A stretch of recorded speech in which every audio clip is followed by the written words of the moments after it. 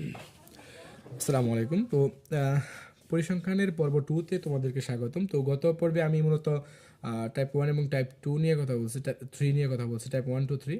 এখন আমরা মূলত আজকে টাইপ 4 নিয়ে কথা বলবো। সেখানে বিবিধ প্রশ্ন, অর্থাৎ বিবিধ ইকুয়ালকে যেগুলোকে কোনো নিয়মে ফেলা যায় না, অর্থাৎ এগুলো কোন টাইপে সেগুলো ফেলানো সম্ভব হয় না। তো এখানে যে প্রশ্নগুলো তোমাদের, এখানে প্রথম প্রশ্ন হলো কেন্দ্রীয় প্রবণতার পরিমাপ হলো কোনটি? কেন্দ্রীয় তোমরা এখানে সবাই জানার কথা যে কেন্দ্রীয় প্রবণতার পরিমাপ হলো তিনটি, যথা গড়, মধ্যক এবং প্রচুরক। তাহলে এখানে গড় এবং মধ্যক আছে, কিন্তু 3 নম্বর অপশন আছে আয়তলেখ। তাহলে আয়তলেখ এখানে সঠিক নয়। তাহলে আমাদের সঠিক উত্তর গড়, মধ্যক এবং তাহলে এই দুইটা সঠিক, 1 এবং 2।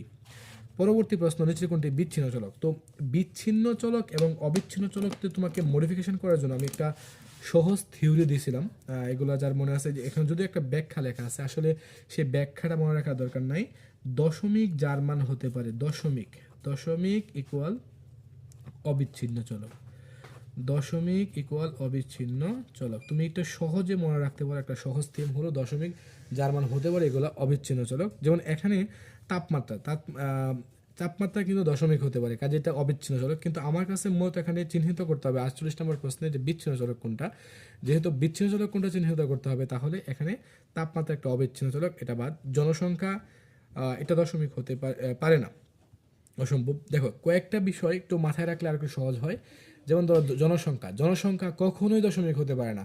তো যে জিনিসটা কখনোই দশমিক হতে পারে না তাকে আমরা বলি কি, বিচ্ছিন্ন চলক। যেমন এক্সাম্পল কি কি আছে এরকম, প্রথম পয়েন্ট হলো জনসংখ্যা, গণসংখ্যা, জনসংখ্যা, গণসংখ্যা এবং আরেকটা বিষয় আছে এরকম যে রুল, হ্যাঁ রুল, কারো রুল, এই তিনটা কখনোই কি দশমিক হতে পারে না। এছাড়া যেমন এখানে বয়স, এই বয়স কিন্তু দশমিক হতে পারে। অনেকে আবার বলবে যে বয়স দশমিক হয় কীভাবে। মূলত একটা জিনিস খেয়াল করলে এখানে তোমরা দেখবা যে বয়সটা এরকম হয় যে কারো বয়স 5 বছর 6 মাস। এই যে 5 বছর 6 মাস দুটো কিন্তু দুই চলক, একটা হলো বছর এবং একটা হলো মাস। তো যেহেতু দুটো দুইটা, তাহলে এখানে আমরা 5.6 দিয়ে প্রকাশ করতে পারি, 5.6 দিয়ে এরকম প্রকাশ করতে পারি। সেম উচ্চতা, হ্যাঁ 5 ফুট 6 ইঞ্চি। তুমি এখানে 5 হলো ফুট একক এবং 6 হলো ইঞ্চিতে একক, তাহলে ফুট এবং ইঞ্চি একত্রে আছে, তাহলে এটা দশমিকের মতোই আচরণ করে। তাপমাত্রা দশমিক তো হতেই পারে। তাহলে আমরা একটা সহজ নোট শিখলাম, যার মান দশমিক হতে পারে অথবা যার মান দুইটা আছে, হ্যাঁ 2 এককে আছে, কয় এককে?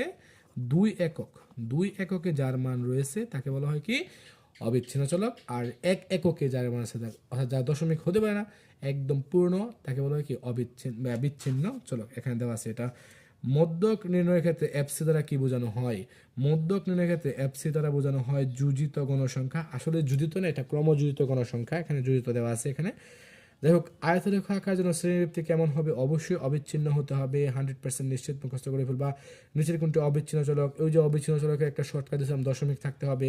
শ্রেণী মধ্যমান, শ্রেণী মধ্যমান আমাদের দশমিকের হয়, কিন্তু গণসংখ্যা, শ্রেণী সংখ্যা এবং ক্রমযোজিত গণসংখ্যা কখনো দশমিকের হয় না। তাই সঠিক উত্তর এখানে কর্ণ। আবার আরও কিছু প্রশ্ন যদি আমরা এখান দিয়ে দেখি, প্রথম কোয়েশ্চেন এখানে বলা আছে যে চলকে, আচ্ছা দুঃখিত, কোন উপাত্তের সর্বোচ্চ সংখ্যা ও সর্বনিম্ন সংখ্যা যথাক্রমে 17 এবং 5, পরিসর কত? আসলে পরিসরের যে সূত্রটা এখানে দেওয়া আছে, দুঃখিত, পরিসরের সূত্র কি, সর্বোচ্চ সংখ্যা মাইনাস সর্বনিম্ন সংখ্যা প্লাস 1। তাহলে সর্বোচ্চ সংখ্যা প্রশ্ন মতে 17 এবং সর্বনিম্ন সংখ্যা হলো প্রশ্ন মতে 5। তাহলে 17 মাইনাস 5 প্লাস 1, 17 থেকে 5 বাদ দিলে হয় 12 প্লাস 1, 12 প্লাস 1 ইকুয়াল কত, 13। তাহলে এটা হলো প্রচুরক, দুঃখিত পরিসর। কোন উপাত্তের পরিসর দেওয়া আছে 17, শ্রেণীব্যাপ্তি 3 হলে শ্রেণী সংখ্যা কত? এরকম প্রশ্ন একদম সহজ। মূলত পরিসর এবং শ্রেণীব্যাপ্তি দেওয়া থাকলে শ্রেণী সংখ্যা বের করার জন্য তুমি যে কাজটা করতে পারো, সেই পরিসরকে, এই যে পরিসর হলো 17 দেওয়া আছে এখানে, হ্যাঁ 17 ডিভাইডেড বাই শ্রেণীব্যাপ্তি দেওয়া আছে 3, আর তুমি কি করে ভাগ করে দিবা যে পরিসর ভাগ শ্রেণীব্যাপ্তি আসছে কত, দেখো 5 পয়েন্ট, দেখো দশমিকের পরে 5.666 এরকম অনেকগুলো সংখ্যা আসছে। তো মূল যে পয়েন্টটা, যদি কখনো শ্রেণী সংখ্যা বের করার জন্য দশমিক চলে আসে, তাহলে আমরা কি করলাম, যেমন এখানে উত্তর আসছে কত, 5.666, এই দশমিককেও বাদ দিলাম এবং দশমিকের পরে যে সংখ্যাগুলো আছে এগুলোও বাদ। তাহলে আমরা কাকে গ্রহণ করলাম? একমাত্র দশমিকের আগে যে সংখ্যা আছে এর পরবর্তী সংখ্যা। যেমন এখানে আছে 5, তাহলে 5-এর পরের সংখ্যা কত, স্বাভাবিকভাবে 6। তাহলে এখানে শ্রেণীর সংখ্যা ইকুয়াল কত, 6টি। এরপর খুব গুরুত্বপূর্ণ একটা প্রশ্ন হলো, ক্রমযোজিত গণসংখ্যা প্রয়োজন কোন ক্ষেত্রে? প্রচুরক নির্ণয়ে। আমাদের প্রচুরক নির্ণয়ে কোনো কিছু দরকার হয় না, প্রচুরক নির্ণয়ে সাধারণত সারণী থেকে যখন প্রচুরক নির্ণয় করি তখন যে গড়টা দেওয়া থাকে সেটাই এখানে যথেষ্ট, অর্থাৎ শ্রেণীব্যাপ্তি এবং গণসংখ্যা, নতুন কোনো গড় দরকার হয় না। কিন্তু মধ্যক নির্ণয় এবং অজীব রেখা নির্ণয়ে কিন্তু ক্রমযুক্ত গণসংখ্যা প্রয়োজন। তাহলে সঠিক উত্তর 2 এবং 3। গণসংখ্যা নির্বাচন সারণী তৈরিতে প্রয়োজন, পরিসর প্রয়োজন, হ্যাঁ প্রয়োজন। ক্রমযুক্ত গণসংখ্যা দরকার নাই, শ্রেণী সংখ্যা, তাহলে 1 এবং 3। কারণ ক্রমযুক্ত গণসংখ্যা প্রয়োজন হয় মনে রাখবা মাত্র দুইটা ক্ষেত্রে, একটা হলো মধ্যক নির্ণয় এবং একটা হলো অজীব রেখা নির্ণয়। এছাড়া ক্রমযুক্ত গণসংখ্যা কোথাও প্রয়োজন নেই। অজীব রেখা আঁকতে ওয়াই অক্ষ বরাবর কোনটিকে ধরা হয়? অজীব রেখা মানে ক্রমযুক্ত গণসংখ্যা। অজীব রেখার ক্ষেত্রে নিচের কোনটি সঠিক? অজীব রেখা ঊর্ধ্বগামী, অর্থাৎ অজীব রেখা শুধু যারা অজীব রেখা আঁকতে পারে তারা যেন শুধু উপরগামী হয়, উপরে উঠে, কিন্তু নিচে নামে না এটা। এরপর এইটা হলো 20, 19, 29 এবং 30। কোন উপাত্তের গণসংখ্যা হলে তার দ্বিতীয় শ্রেণীর ক্রমযুক্ত গণসংখ্যা কত? আসলে ক্রমযুক্ত গণসংখ্যা মানে সিরিয়ালে যোগ করে। তুমি এখানে এই যে সিরিয়াল যোগ, অর্থাৎ 27 এবং 29কে যোগ করো, যা পাইবা সঠিক উত্তর। তাই 27 এবং 29কে যোগ করে 56 পাই, তাহলে সঠিক উত্তর 56। এবং আরও কিছু কোয়েশ্চেন দেওয়া আছে এখানে যে উচ্চতা কোন ধরনের চলক। আচ্ছা, আমি একটু আগে তোমাকে এটা কিন্তু স্পষ্ট করে দিয়েছিলাম যে উচ্চতা কী ধরনের চলক হতে পারে। নর্মালি উচ্চতা যেহেতু দশমিক হতে পারে, যেহেতু 5 ফুট 6 ইঞ্চি, হ্যাঁ 5 ফুট 6 ইঞ্চি এটা একটা উচ্চতা, 5 হলো ফুট 6 ইঞ্চি, দুটো 2 একক, এটা অবশ্যই অবিচ্ছিন্ন চলক। আচ্ছা, গণসংখ্যা বহুভুজ আঁকতে অয়ক্ষে কোনটিকে ধরা হয়? অবশ্যই গণসংখ্যা বহুভুজের মধ্যে অয়ক্ষকে কী ধরা হয়? শ্রেণী মধ্যমান। কতগুলো উপাত্তের জন্য সর্বোচ্চ মান এবং সর্বনিম্ন পরিসর কত? এটা আসলে করে নিবা, তোমরা একটু আগে দেখাইছি এই নিয়মটা।